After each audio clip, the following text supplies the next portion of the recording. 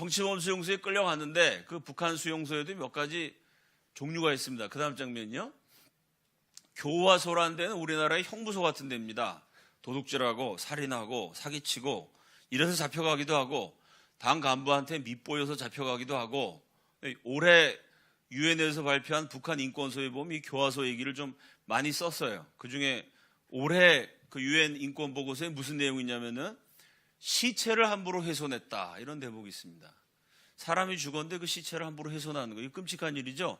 거기 어디서 일어나냐면 정치범 수용소에서도 일어나지만 일반 형무소인 교화소에서 흔히 있는 일이에요. 뭐 도둑질하다가 잡혀갔다. 한 6개월 지난 다음에 가족들이 소식이 없어서 거기 가보면 죽었다는 거예요. 그 사이에. 아니 교도소에 아무리 교도소에 갇혔어도 내 아들인데 내 형제인데 그 죽었으면 가족한테 통보를 해줘야죠. 공화국의 죄인인데 무슨 통보냐. 이러고 교화소에 갇힌 죄수가 죽었는데 가족한테 연락을 안 해줍니다. 시신이라도 달라, 장사 지내겠다. 그 태워 없애버렸다는 거죠. 시신을 개 먹이로 주기도 하고 태워서 없애기도 하고 가족들에게 알리지 않고 시신을, 수많은 시체를 함부로 훼손했다. 이게 이제 유엔 보고서에 적혀있는 한 대목입니다. 교화소에 흔히 일어나는 일이고요. 그 다음에 혁명화 구역, 요거는 글자 그대로 요 놈을 붙잡아다가 강제 노동시키고 쥐도 잡아먹고 바퀴벌레도 잡아먹고 나무 껍질도 벗겨먹게 한 10년 고생시키면 혁명화돼서 제대로 된 인간이 된다. 그러니까 혁명화 구역은 가능성이 거의 없지만 아주 신라같이 풀려날 가능성이 아주 적지만 있는 곳입니다. 혁명화가 잘 됐다 그러면 한 10년 만에 가끔 풀어주기도 해요. 그 수용소의 노래라는 책, 강철환이라는 분 들어보셨죠? 그 수용소 출신 강철환 선생 같은 분이 아마 혁명화 구역 출신으로 그렇게 추정이 됩니다. 혁명화 구역에 갇혀있는 사람한테 이 얘기 한마디 딱 하면은 그다음부터 밥맛을 잃어요. 혁명화 구역만 해도 쥐 잡아먹고 바퀴벌레 잡아먹고 나무 껍질 벗겨먹고 맨날 두들겨 맞는 데니까요. 이건 정말 사람이 살기 어려운, 짐승처럼 살아야 되는 비참한 곳인데 그 혁명화 구역 사람들한테 더 끔찍하게 공포를 줄 수 있는 말이 뭐냐? 완전 통제 구역입니다. 심지어 혁명화 구역에 있는 사람을 완전 통제 구역으로 옮기려 그러니까 옮겨가기 싫어서 자살했어요. 그 여러분, 북한 정치범 수용소가 엄청 끔찍한 곳인데 그 끔찍한 곳의 결정판이에요. 쥐 잡아먹으면서 사는, 쥐를 한 마리 잡으면 부모하고 자식이 싸워요. 서로 먹으려고. 이게 포식하는 거기 때문에. 바퀴벌레 잡아먹고 나무 껍질 먹고 사는 혁명화 구역에서도 완전 통제구역 데려간다 그러면 자살합니다. 완전 통제구역으로 싣고 간다 그러면 너무 무서워갖고 미쳐요, 사람이. 그러니까 완전 통제구역은 이건 정말 북한 통치체제의 결정판. 도저히 사람이 살 수 없는 것. 완전 통제구역에 딱 들어가면 들어온 사람한테 처음부터 끝까지 날마다 복창시키는 말이 뭐냐? 너희들 앞에 서 있는 나는 사람이고 너희는 짐승이다. 그걸 끊임없이 세뇌시켜요. 너희들은 짐승이다. 너희들은 사람이 아니다. 그리고 실제로 짐승처럼 삽니다. 짐승 취급을 해요. 한 번 들어가면 나올 수가 없습니다. 깊은 산골짜기에다 만들어 놓고요. 진짜 공화국의 적들, 정말 어버이 수령에 대항한 자들, 그 후손들을 가둬놓는데요. 그 수용소의 바깥을 철조망을 쳐놨어요. 그 철조망에 전기가 없는 북한에서 거긴 또 전기를 아낌없이 투자해가지고 고압 전류를 흐르게 해요. 그러니까 철조망을 닿으면 사람이 타서 죽어요. 감전돼서. 그러니까 거기를 나갈 수가 없습니다. 그래서 완전 통제 구역은 글자 그대로 완전 통제가 돼갖고 저기 사는 사람들의 비극, 비밀은 전 세계에 알려지지 않을 줄 알았어요. 그러나 완전이란 말은 사람한테 붙는 말이 아닙니다. 사람이 완전할 수가 없어요. 완전하신 분은 하나님 한 분만입니다. 뭘 인간 주제에 완전히 통제를 합니까? 인간이 만든 건 분명히 뭔가 허술한 부분이 있게 마련입니다. 저 완전 통제 구역에 태어났던 사람이 탈출했죠. 신동혁이라는 사람입니다. 들어보셨죠? 그 어떻게 탈출했느냐? 저 완전 구역에 북한이 아주 무술에 뛰어난 사범이 갇히게 돼요.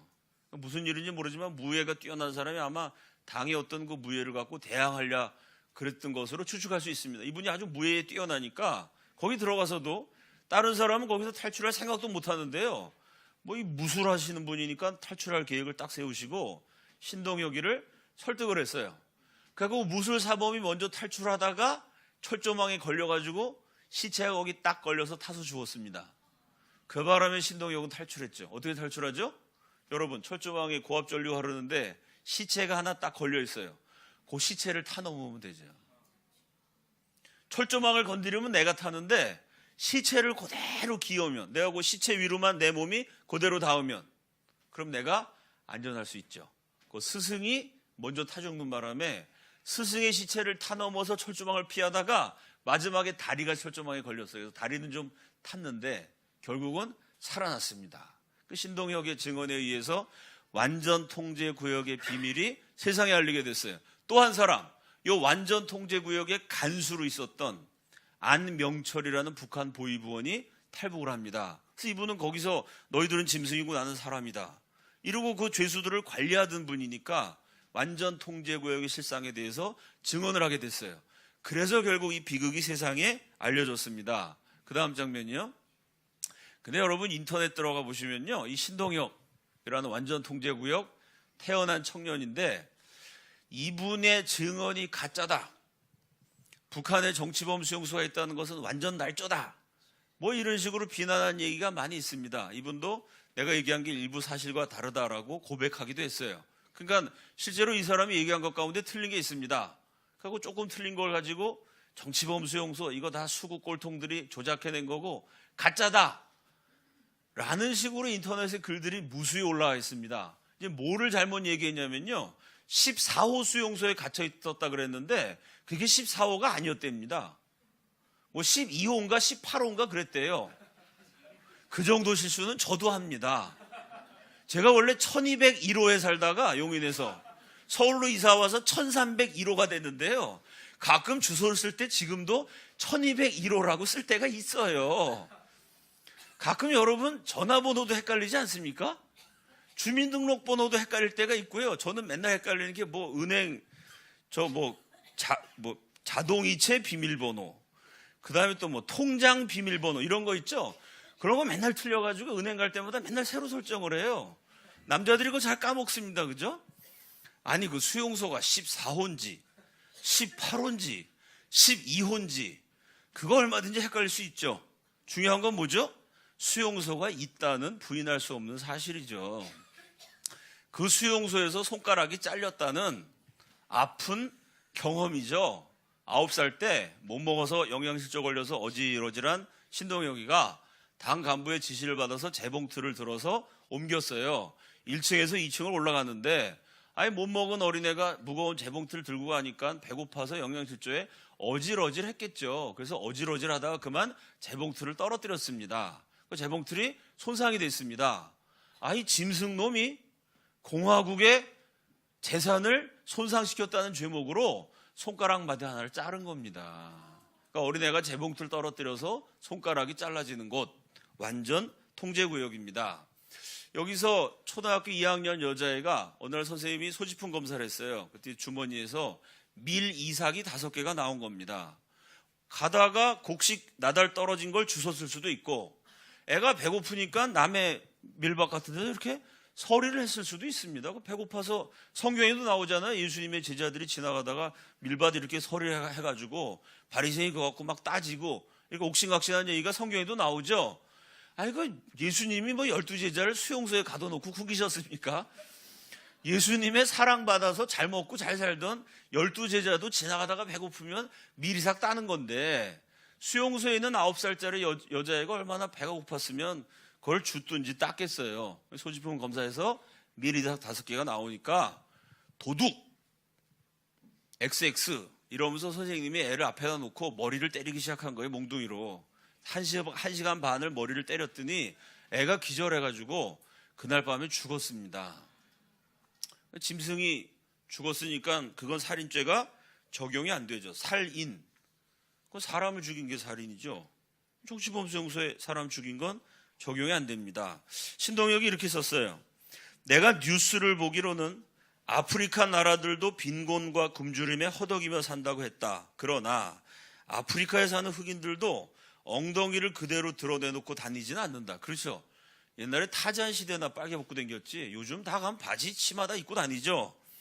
북한 사회는 겨울에 입은 바지가 해져서 꿰매기를 계속하다 보니 더 이상 바느질할 자리가 없어서 새빨간 엉덩이를 그대로 드러내놓고 다닌다. 이거 완전 통제구역입니다. 옷은 사람한테 주는 거지 누가 짐승한테 옷을 줘요. 옷 한 벌을 30년 입으면 다 찢어져 갖고 한겨울에 어른들이 엉덩이를 다 드러내고 다닌다는 얘기죠. 추운 겨울에도 신발이 없어 발 잔등까지 다 보이는 천조가리만을 발목에다 감고 다닌다. 그러다가 발이 얼어 결국은 발가락이 썩어 들어가 죽은 사람이 내가 본 것만 7명이다. 그 다음 장면이요. 이 완전 통제구역에 북한 당국이 실제로 적용하는 정책이 종자씨 말리기 작전입니다. 이 짐승, 어버이 수령에 반항한 자는 후손을 끊어버리는 거죠. 가족이란 걸 없애버렸어요. 그래서 완전 통제구역에서는 원칙적으로 결혼이 금지됩니다. 근데 당 간부에게 충성을 다 바치거나 특히 그 수용소를 탈출하려는 자를 밀고 했을 경우에 특별 포상으로 결혼을 시켜줘요. 그러니까 어떻게 결혼시키느냐? 내가 마음에 맞는 사람이랑 연애해서 결혼하는 게 아니고요. 당 간부가 정해줍니다. 너하고 너는 일을 특별히 잘했으니까 결혼해라. 당 간부의 명령에 의해서 결혼할 수 있어요. 결혼하면 어떻게 사느냐? 1년 가운데 5일을 같이 잡니다. 낮에는 각자 가서 일해요. 밤에만 5일 동안 같이 자요. 그러다가 애가 생기면 애가 어렸을 때 조금 돌봐주다가 젖을 띠게 되면 역시 또 어머니랑 분리가 됩니다. 그 여러분 가족이요 1년에 5일을 같이 삽니다. 그것도 밤에 잠만 같이 자요. 그래가지고는 정이 생기겠어요?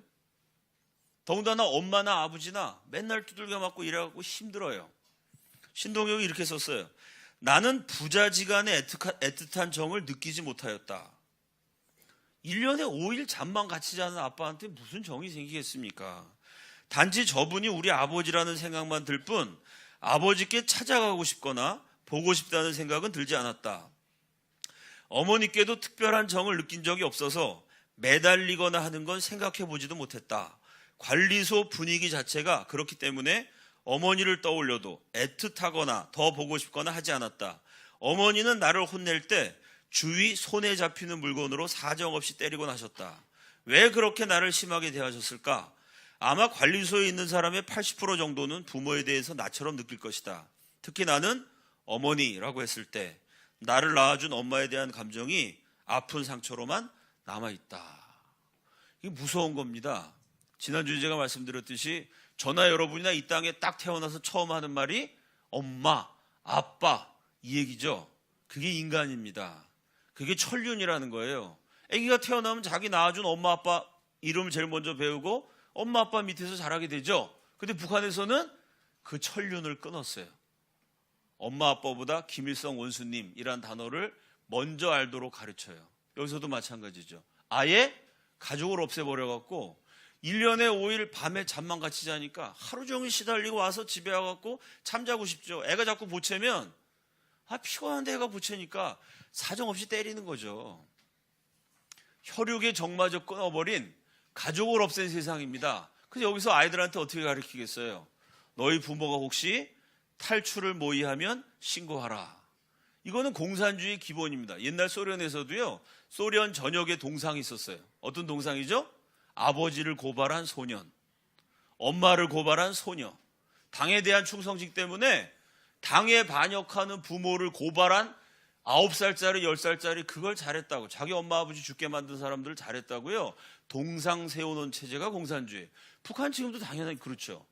그래서 니네 엄마 아버지가 탈출하려고 해서 네가 신고하면은 엄청난 상을 내린다. 신동엽이 그 교육을 받아갖고 어느 날 집에 딱 왔더니 엄마하고 형이 탈출을 모의하는 거예요. 그래서 신고를 했죠.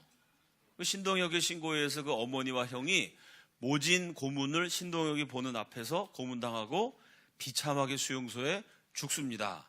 그리고 신동엽 풀려났느냐? 신고하면